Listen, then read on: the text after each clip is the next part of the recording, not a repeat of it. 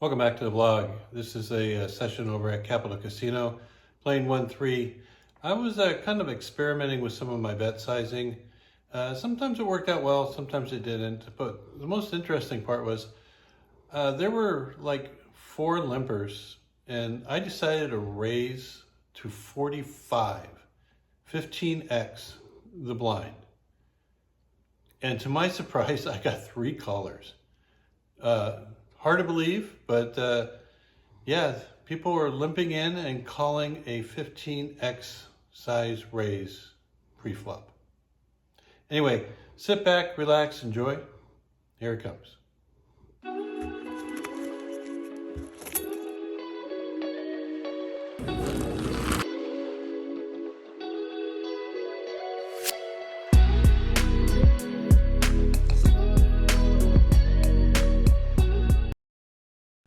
We're at Capital Casino, buying into the 1-3 game for $500. Been playing for about 5 minutes. This is like the second or third hand off the deck. I looked down at ace-queen offsuit in the cutoff. There was a player that raised under the gun, and he made it 15. He got 2 callers, and then it came to me. Here in this position with all that dead money in there, I think the best play is to put in a big raise and try to narrow down the field, or just take it down right now. I could use the extra $45.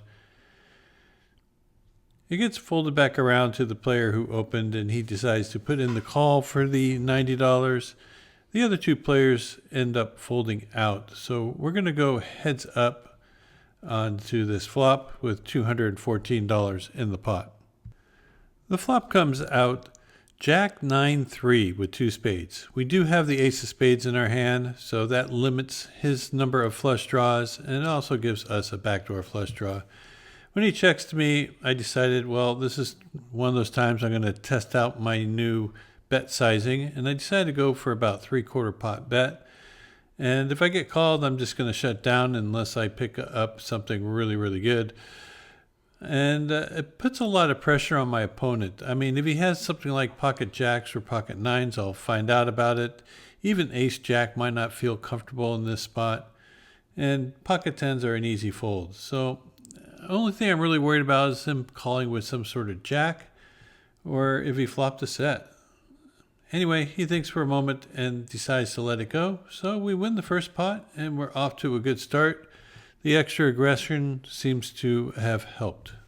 There's a $6 straddle on this hand. We have a couple people that limped in. I looked down at 2 nines, decided to raise to 40. Hoping to clear the field of a couple players, but that does not happen. We end up going 4 ways to a flop with $161 in the pot. Flop comes out Queen 4 deuce with 2 diamonds. Not the greatest flop in the world, but with 2 nines, I really can't afford to give someone a free draw at overcards because there are a lot of them. So if they don't have the queen, I think I'm going to get them to fold. So I decided to bet $50. Only expect to be called by a queen or a flush draw. All 3 players decide to let their hands go, and we take down a small pot. All right, a lot of people have been calling my raises. This time I'll have ace, queen of diamonds in the cutoff. There were several limpers in front of me. I decided to raise to 45. Yes, 45. That's 15 times the blind.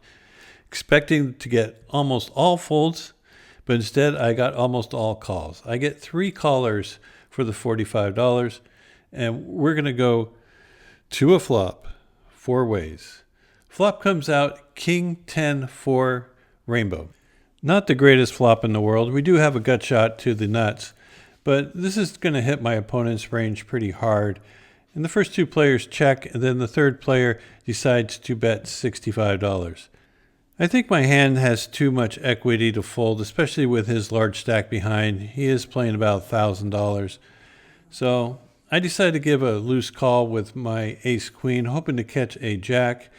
And maybe if I catch an ace, it might be good. I'm thinking he has something like king-queen, king-jack type of hand. The other 2 players fold out, and we're going to get to see a turn card, which comes a 4 of clubs. Not a very good card.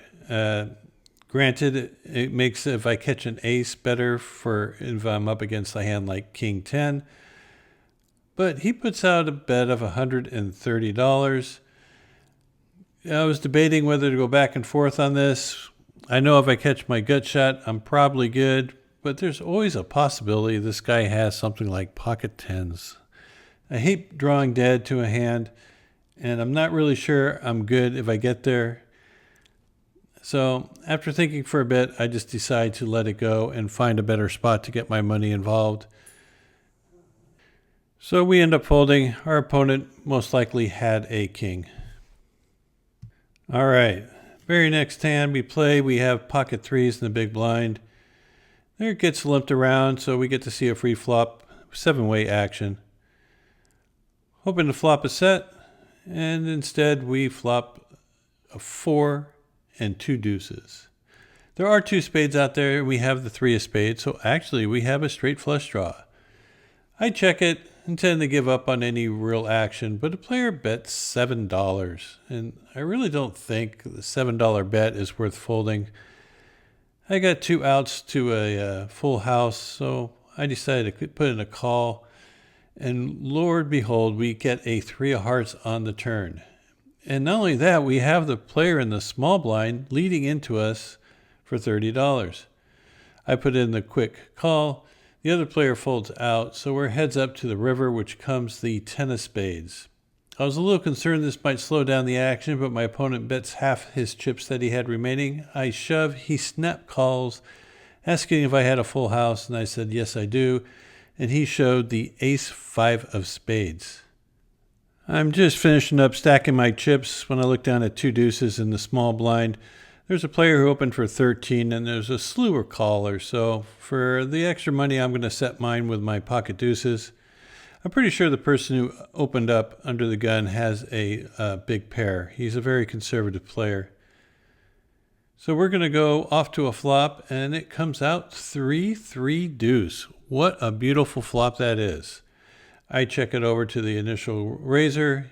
He bets out for 45. Now the player in middle position, who has about $640 in his stack, puts in a quick call for the 45. I'm thinking he has a 3. What else would he do this? He might do this with an overpair, maybe something like 7s or 8s or something like that.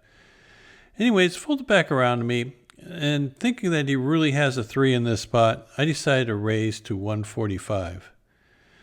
The initial bettor decides that he's going to fold his hand, thinking that I made full house with 3s last hand. So he mucks his cards, and he kind of flashed that he had the 10 in his hand. So he probably had something like pocket 10s. The other player asked, how much is it? And the dealer responded an extra 100, and he quickly puts it in. So right now, I'm really thinking he has a 3 in his hand, maybe something like ace 3, maybe 3-4. So our stack sizes are a little bit odd. He has about 480 left, and the pot's 420. So it's a little over a pot-sized bet left. I was trying to think what's the best way to get the money in. If he has a 3, he's probably going to bet if I check to him, so I thought about check raising. But I figured he might also have something like an overpair, so I didn't want to give him that opportunity to not pay for his draw. I also thought about betting a smaller size and then trying to get action from him then, but I just think he really has a 3. So I told myself, as long as a blank comes, I think I'm just going to bet big. And the only bet that really makes sense when you bet big is an all-in. If he has a 3, I don't think he's going to be folding at all. So I just go ahead and shove. I expect him to call right away. I really can't think what else he would be thinking about. But as time went by, I realized that this was a huge mistake on my part. I think I should have went with like the $200 bet. Instead, he goes in the tank, and he's in there for at least 2 minutes. The longer he took, the more I realized that I made a grave error. I think I could have got at least an extra 200 out of him. He's definitely thinking about calling this. He's also thinking about laying it down.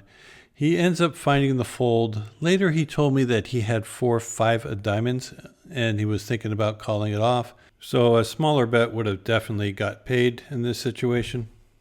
I think the best way to handle this is to attack his entire range and not just one specific part of his range.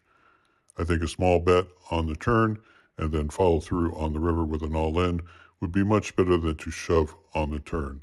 You're giving him a chance to get away, and that's exactly what he did. You can't really tell what he had. If he had a 3, he was going to pay you off whether you go for 2 bets or 1 large bet. But by going for the 1 large bet, you lost the person with a straight draw. So 3 players have limped in. I look down at 2 9s from the button, decide to raise to 25. I get the blinds to end up folding out, but the under the gun +1 and the middle position player both put in the call. So we're going to go 3 ways to this flop with $63 in the pot. The flop comes out, well, not very good. It comes Queen 10 blank. So there's 2 spades out there. I don't have very much. This is right in their sweet spot of the hands they would have.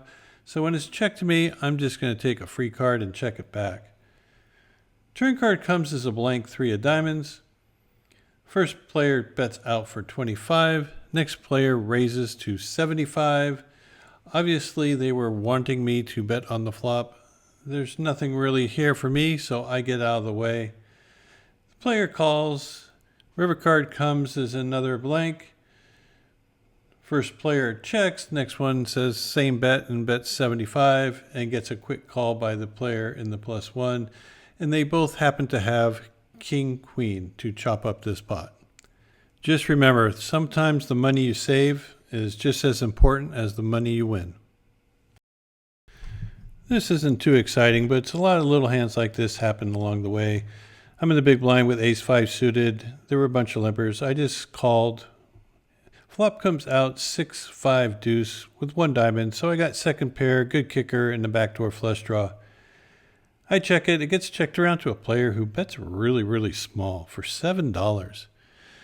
Player next to me, puts in the call, and so do I. I considered raising at this point, just trying to steal it back. Since I am in the big blind, I should have a lot of cards like that in my range. But I just decided to play it a little passively and just put in the call. Turn card comes as a beautiful 3 of diamonds. So now I got a straight flush draw. I still got second pair. And I decided that this could easily be a 4 in my hand. So when it's checked to me, I decided just to bet 25. I expect to take this down a high percentage of the time, and I do. Well, it seems like pocket 9s is the hand of the day, because I have them again, and I'm on the button. So there was a few people that limped in. I put in the raise to 20. I get 2 callers. Both of them do not really have a very large stack. One has about 200, the other one has about 150. Flop comes out 7-3 deuce, all spades. So monotone flop. I got both players checking to me. I decided to go for about a half pot size bet and put out $25. Both players kind of peeked at their cards as they make a call. So I'm thinking that it's a high likelihood that they have a spade in their hand, but I don't think it's an ace or a king of spades. You wouldn't have to look back to see those. Turn card comes as a 5 of diamonds. Again, both players check to me. And at this point, I just decided to put max pressure on them, and I go all in. Now, as I said, the biggest stack is about 150 right now. The other one is probably close to 100. So I'm not really too concerned. If they slow played a big flush, good for them. They're going to double up through me. But I'm not going to let them see the river cheaply. Anyway, they both end up folding, and we take another pot down. Well, you know you're running good when you get a free play from the big blind with 10-6 suited, and the flop comes out ace 10-10. So I'm loving it. I figure someone with an ace would have to bet this to protect against the flush draws or the straight draws that are obviously out there. I figured they would go small, and I do have one player who bet $10. He has a very, very short stack. So I just call, hoping to get some sort of overcalls from some other players, but I don't. Turn card comes as a jack of spades. I decide to put them all in. He only has $32 remaining. He quickly snaps it off. I tell him I have a 10, and he says he has an ace and regrets not raising pre-flop. Now, this was a fun hand. There's a $6 straddle. One player limps. Player to my right puts in a raise to 25. Now he's been fairly active, so a raise from him in this position doesn't mean that he's nutted.